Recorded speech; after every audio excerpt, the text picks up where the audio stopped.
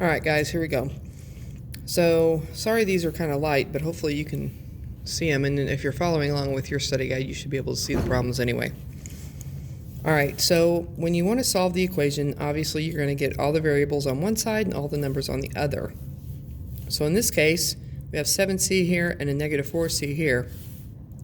I can either add 4c to both sides or I can subtract 7c from both sides. Either way, you will get the correct answer. You just have to get all the c's to one side. So I'm going to go ahead and add 4c here and add 4c here. Notice that I put them underneath each other because they're like terms. And so you have to do the same thing to both sides. So that's going to cancel those out. And then we get 11c here plus 12 equals 78. So now that I've got all the c's on the left, I need to get the numbers on the right. So I'm going to subtract 12. And we get 11c here, because those are gone, equals 66. And then when I divide by 11, we get c is 6. Okay? On number 2, I'm going to, since the 2 is over here, and there's no numbers over here, I'm going to go ahead and subtract 3w here and 3w here. Because then I'm going to have all the numbers on the left and all the numbers, or the variables, on the right. So 7 minus 3 is 4. Now I divide by 4 to get rid of that 4 in front of the w. And 2/4 can reduce down to 1/2. So w equals 1/2. On number 3. Now, what I can do on number 3 is you notice that there's a 6 here being multiplied times all this, and then 66. Well, 6 is a factor of this, obviously, because it's being multiplied times this, right? So 6 is a factor, and then 6 is also a factor of 66.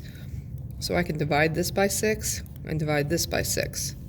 All right, that cancels, and that leaves me with n minus 5 right here, equals 66 divided by 6 is 11.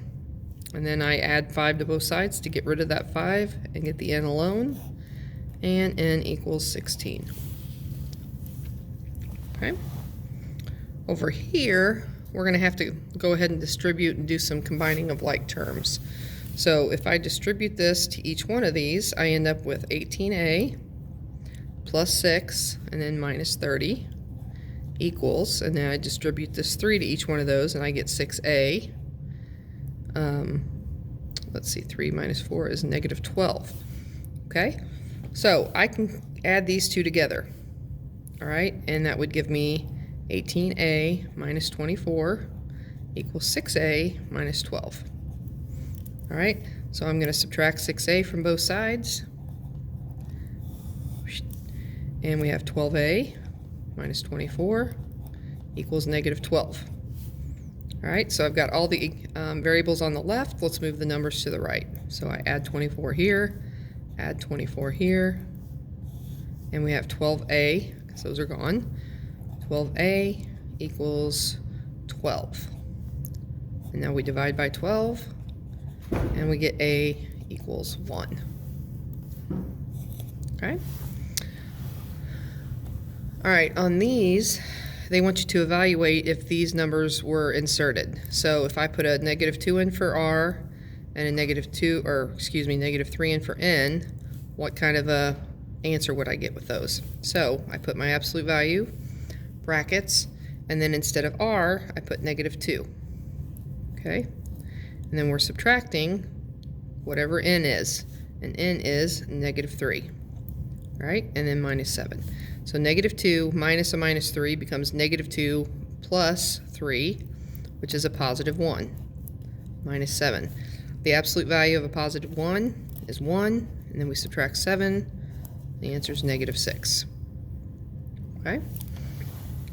Over here, we put again negative 2 in for n, and then minus 2 times t is positive 3. Absolute value, and then plus 4. So in the absolute values we have negative 2 and then minus 6 plus 4. So negative 2 minus 6 is negative 2 plus a negative 6, which is a negative 8, plus 4. And the absolute value of a negative 8 is a positive 8 plus 4. Add those together and it's 12. Okay? And the last one on here, we've got all three variables, so absolute value of r, which is a negative 2, plus n, which is a negative 3, minus t, which is a positive 3. Okay? So negative 2 plus a negative 3 is a negative 5. Negative 5 minus 3. So negative 5 minus 3 would be negative 5 plus a negative 3. So that's a negative 8. And the absolute value of a negative 8 is 8. All right, on these we're actually solving. And when you have the absolute value equal to a number, you can get whatever is inside this absolute value. If inside the absolute value equals a negative, and then you take the absolute value of it, it's going to become positive.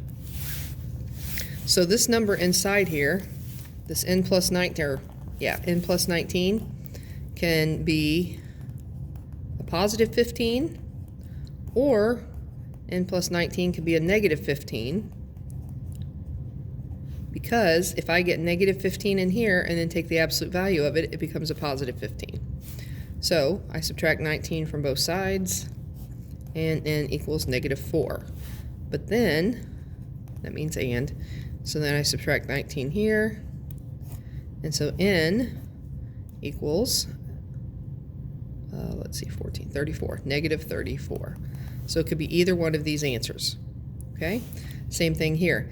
If you get the absolute value and it equals a positive number, you can solve it. Okay, now if I were to have like say 7 out here in front, you would need to divide both sides by 7, and because you want the absolute value, you want all this equal a number. Okay, you don't want any other numbers over here with it. So that means I can have 5f minus 3 equals 7.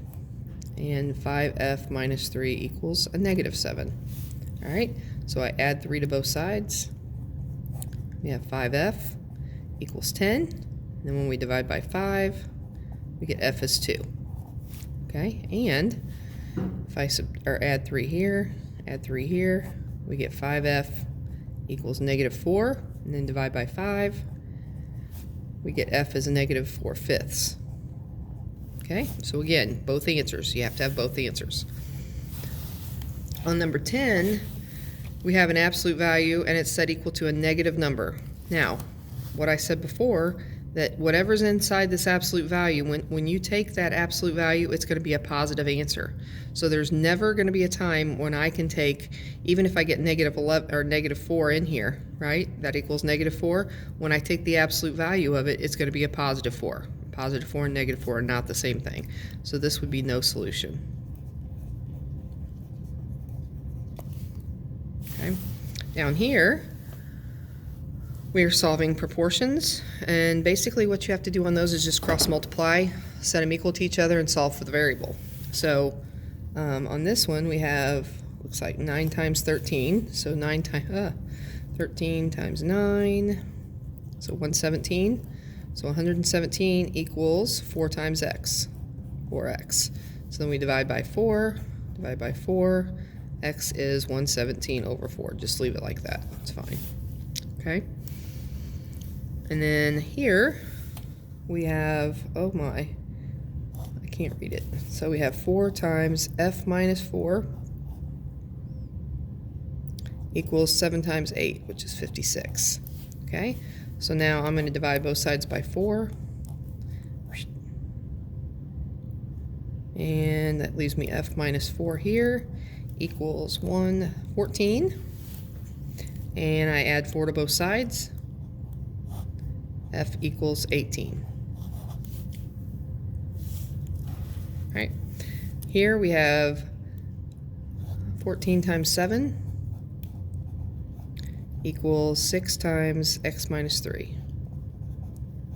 All right, so it looks like we're going to have to distribute this because 6 will not divide evenly into 14. So 14 times 7, 28, carry the 2, 98. So we have 98 on this side. We have 6x minus 18. Okay, so I'm going to add 18 to both sides. 116 equals 6. Divide by 6. And 6 will go into 11. Let's see. 6 will go into 11 one time. 5 left over. And, well, you know what? Let's just leave it as that. 116 over 6. Or you could reduce it down to 53 over 3. Would work too. No, that wouldn't work. 2 will go into there 5 times. 18, 58 over 3. Would work also. Okay? Alright, this one they want you to solve the inequality. You solve inequalities just like you do equalities. Just the difference is that if you multiply or divide by a negative, you have to flip this sign. Alright? So if this were an equal sign, we would add 6 to both sides. Well, that's exactly what we're going to do here too. Add 6, add 6. So now we have 2x greater than or equal to a negative 2. And then to get x alone, we divide by 2. And so we know that x is greater than or equal to negative 1. Over here, we have to get rid of the 4 and the 3. So we do the one that's furthest away. So we're going to get rid of this 3 first by adding 3. Adding 3. And so we have n over 4 equals positive 2. So to get rid of this 4, I'm going to multiply both sides by 4. 4's cancel. N equals 8. Actually, that's less than or equal to. My fault.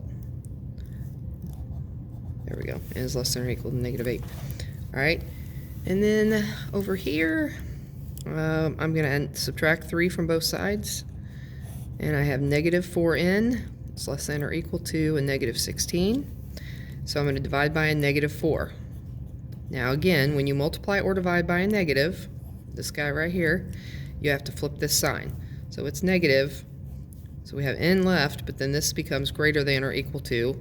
Negative divided by negative is a positive. 16 divided by 4 is 4. So n is greater than or equal to negative 4. Okay? Alright, so on these, we are solving for a specific variable, right? So that means we need to get all the a's on one side and everything else on the other. So I'm going to subtract 4a here, subtract 4a here. That leaves me d on this side and a negative 10a on this side. Right? Now I'm going to divide by a negative 10. Oops, what did I do that for? That cancels, and you have d over negative 10 equals a. Here, we're solving for h, which means, I think that's a minus g there. We need to get this guy by himself, right? But we have one over here too, right? So let's combine them. I'm going to subtract 5h here and subtract 5h here. So now I have 2h plus f equals negative g, right? So if I'm trying to get h by itself, I need to get rid of the f and the 2. So I'm going to subtract f. Subtract f. We have 2h left on this side. Now here, we cannot put these together. That's a g and that's an f. They're two separate things. So negative g minus f. And then now we divide by 2. Divide all that by 2. And h equals negative g minus f over 2. Alright. And this one, we're solving for r. So the PS has got to go and that P's got to go. So we can't put these together because this is a P and that's a P, but then it's got an R and that's got an S, so they're not like terms. Alright, so I'm going to get rid of this guy first by subtracting PS from both sides. Alright, so we have Q minus PS equals PR, because those canceled, right? Now if I'm solving for R, that means this P's got to go. It's multiplying the R, so if I divide by P, these cancel. So Q minus PS over P. Now, You can leave it like this, or you could separate it. You can't just cancel the p's out because the p divides into the q as well. So you could leave it as q over p minus, and now cancel out the p's, s. Okay? Either way, whatever's comfortable for you, either one of these are correct. All right, on these, they want you to find the slope, and they actually, on this first one, they gave you the dots, which was super nice. So all you have to do is count the spots. So up it goes 1, 2, 3, 4, and across we go 1, 2, 3, 4, 5, 6. So slope is rise over run, so it's going to be 4 over 6, which reduces down to 2 over 3. Okay. On this one, they don't pick the points for you, but I would pick this one. You want to get them where the grid marks cross, so that this line crosses right at the corner of a grid mark, okay? And so the other one looks like to be right about there. So we only go over 1, but we go up and down 1, 2, 3, 4. 1, 2, maybe 3, and 1. So it's rise over run, so it's 3 over 1, but if you notice, when you come across, you got to go down, right? To get to the other side. Over here, we went up, so it was positive. Here, we come across and have to go down, so it's a -3. Okay? All right, on the bottom, they want you to find the slope. You're going to use y2 minus y1 over x2 minus x1. Okay? So this is your x1. This is your y1, this is your x2, this is your y2. All right, so we've got -9 minus 3 over -2 minus a -6. So -9 plus a -3 is a -12. -2 plus 6 is +4. -12 divided by +4, your slope, which is your m, is a -3. -3 minus 8 divided by -4 minus a -4. -4 minus a -4. All right, so -3 minus a -8, or plus a -8 is a -11, and then -4 plus a 4 would be 0. So if you have a 0 in the denominator, your slope is going to be undefined.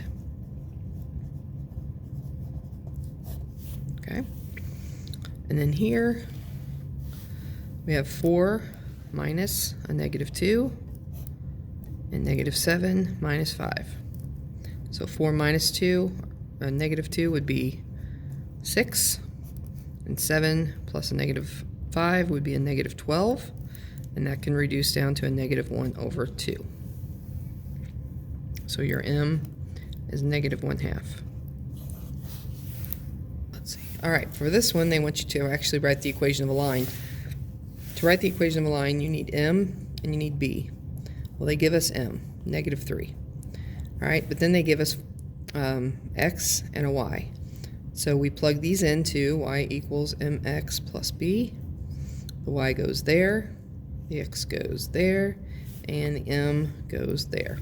Okay, it's going to be 1 equals -3 times 4 plus b,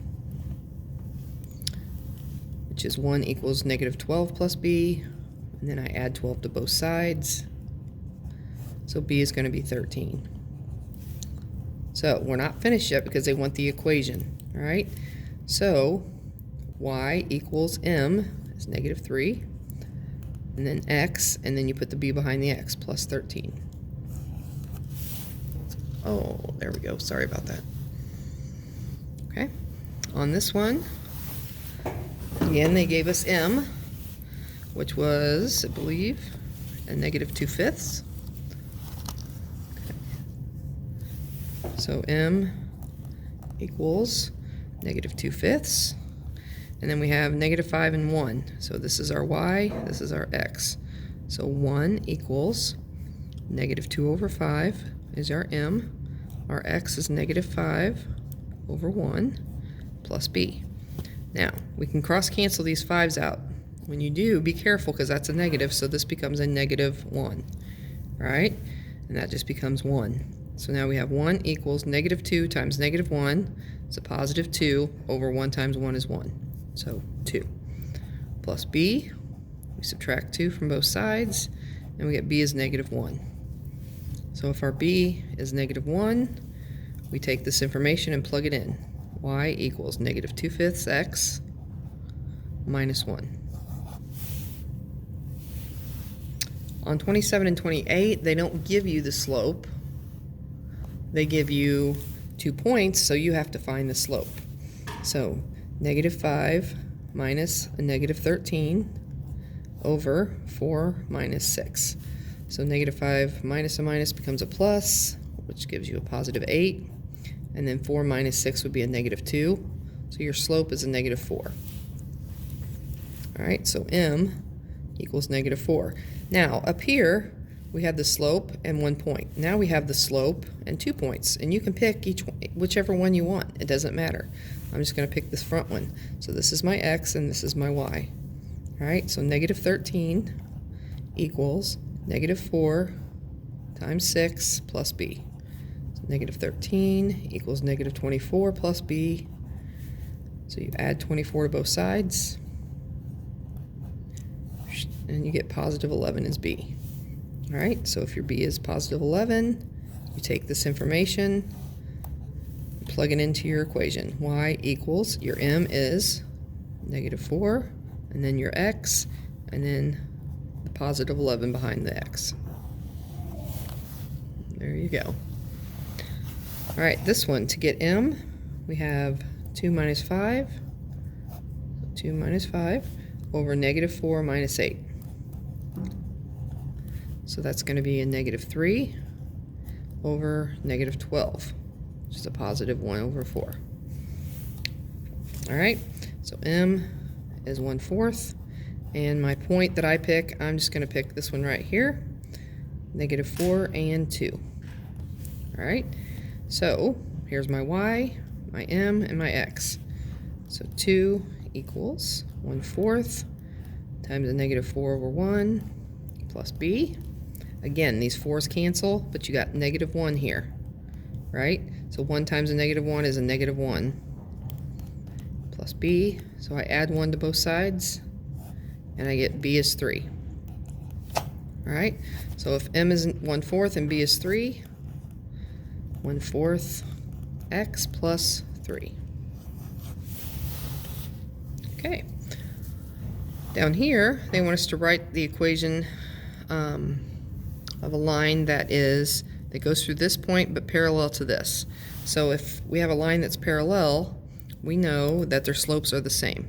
Okay? Parallel means same slope. Okay? So if this slope is 1/2, my slope is going to be 1/2. So my slope is 1/2. And then I have point negative 4, 2. So now we're doing exactly what we did on the last 2 sets of equations or problems. This is y, this is x.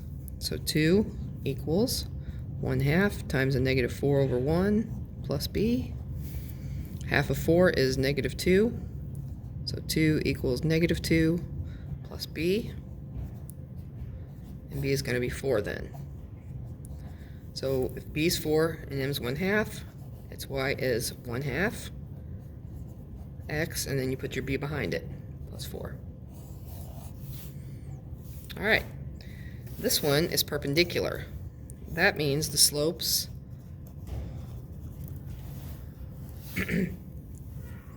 are opposite reciprocals.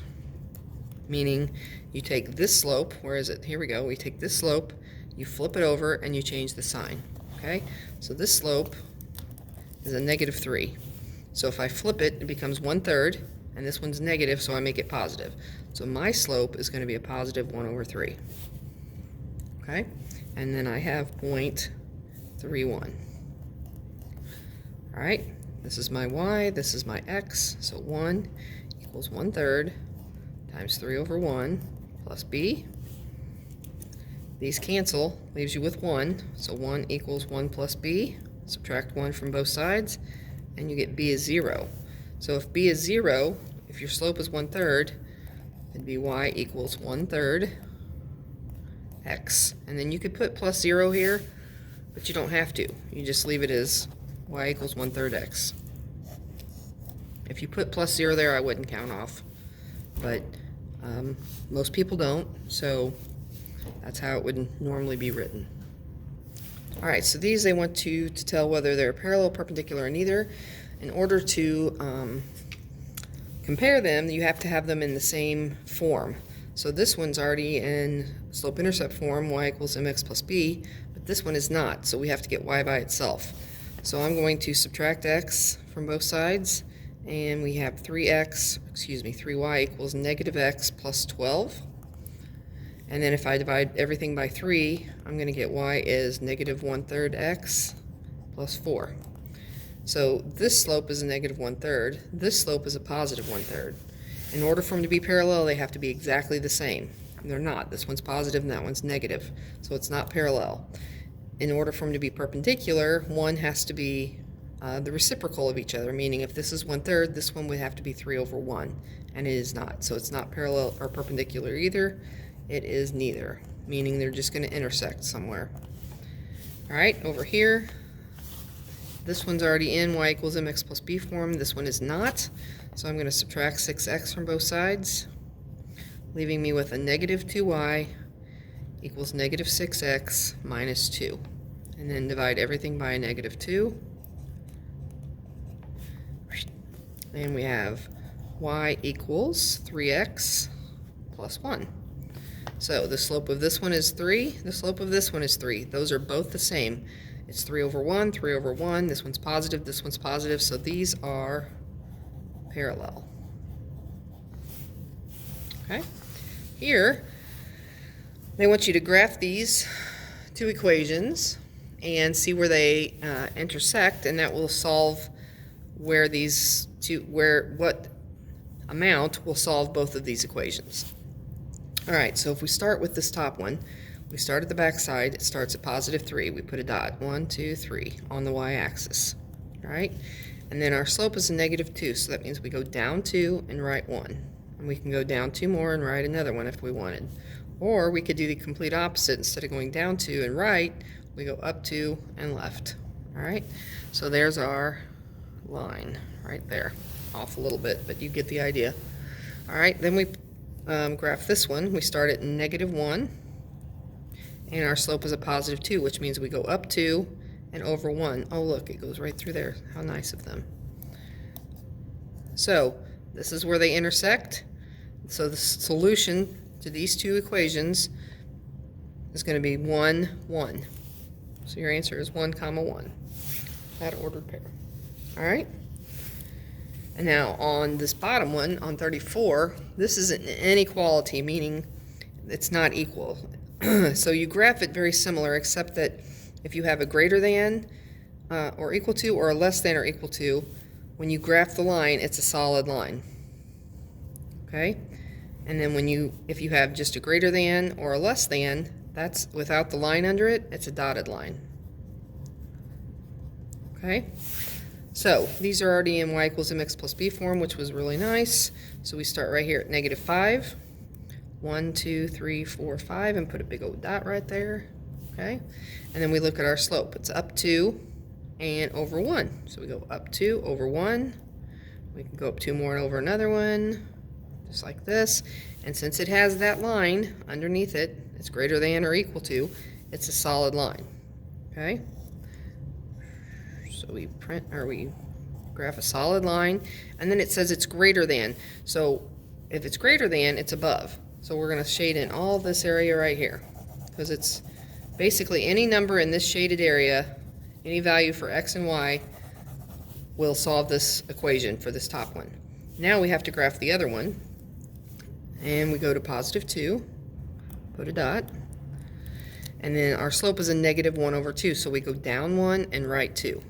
Okay, down 1, right 2. Okay, and down 1, right 2. Okay, or we could go up 1 and left 2.